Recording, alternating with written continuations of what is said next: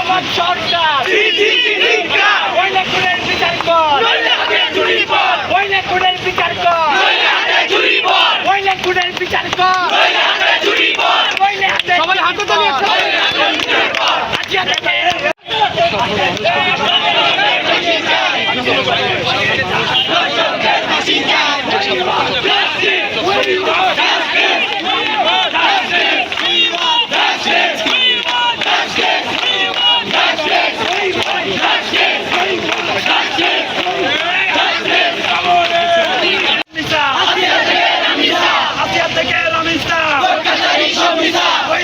বিচার কর, নইলে হাতে চুরি পর, নইলে এখন বিচার কর, আসিয়া থেকে রামিসা, কোর্ট কাছারি সব মিশা, আসিয়া থেকে রামিসা, কোর্ট কাছারি সব মিশা, নইলে এখন বিচার কর,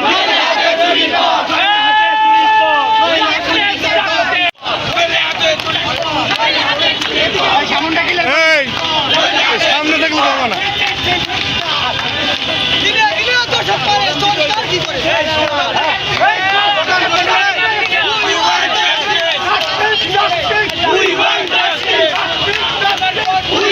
দ্রুত সময়ের ভিতরে আমরা চার্জশিট দেওয়ার চেষ্টা করব, হয়তোবা 3-4 দিনও হতে পারে বা আরও তাড়াতাড়ি যা হতে পারে, এবং যত দ্রুত সম্ভব একটা দৃষ্টান্তমূলক বিচারের রায় এবং সেই রায় বাস্তবায়নের জন্য মাননীয় প্রধানমন্ত্রী আমাকে আশ্বস্ত করে এসেছেন। তো আমি একজন মাননীয় প্রধানমন্ত্রী না, উনি আমাকে যে বলেছেন যে আমি একজন মেয়ের বাবা হিসাবে, কারণ আমারও মেয়ে আছে, সবারই মেয়ে আছে, মা জাতি এইভাবে একটি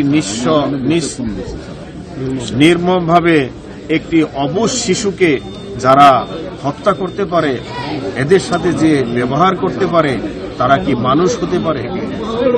শুধু রামিসা নয়, বাংলাদেশে যে কোনোখানেই হোক এই ধরনের ঘটনা অবশ্যই আমি বিচার চাবো এবং আসিয়ার জন্য বিচার চাবো।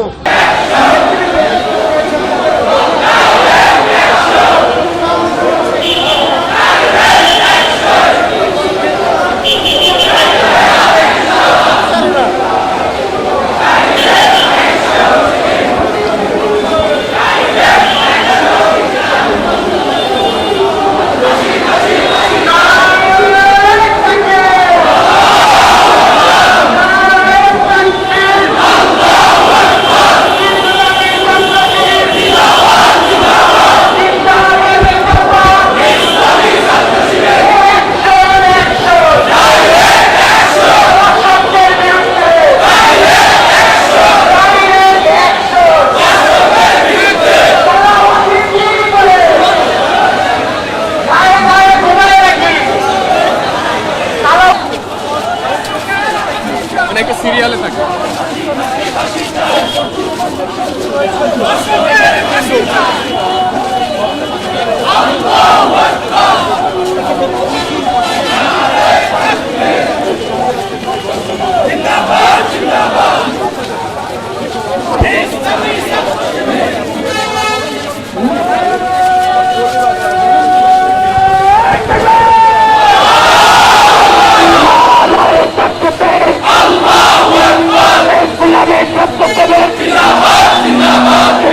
কিন্তু এইগুলা কথা আমি বলতে পারবো না স্যার, আমি বললে আমি টিকতে পারি না।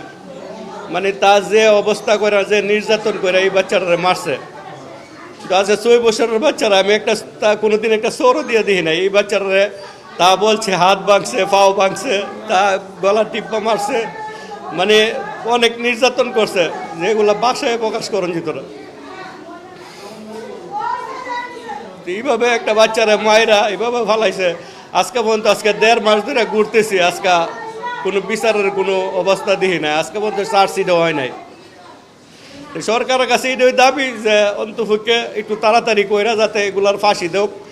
দেশের মানুষ আমাদের মতন বাবা মা যেন আর রাস্তায় রাস্তায় না ঘুরে আর না কান্দে। সরকারের কাছে এটাই দাবি যে সরকার তাড়াতাড়ি কইরা ফাঁসি দেয়। আমার 3টা মেয়ে, এটাই ছোটো মেয়ে।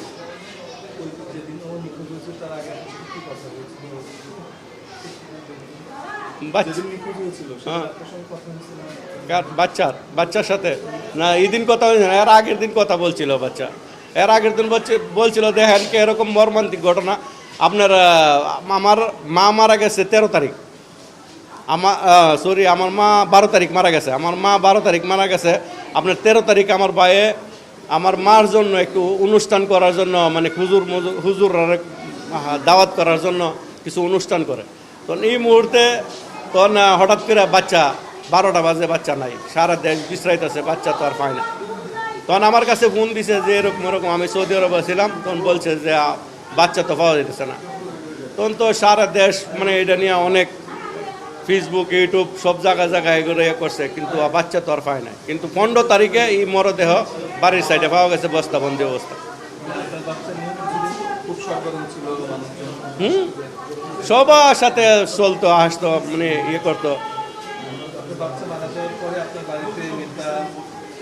জি আসছিল বিএনপির নেতা কিছু আসছিল। তারপরে আপনার আমাদের যে গ্রামে তালচর পুকুরি ইউনিয়নের যে আপনার আছে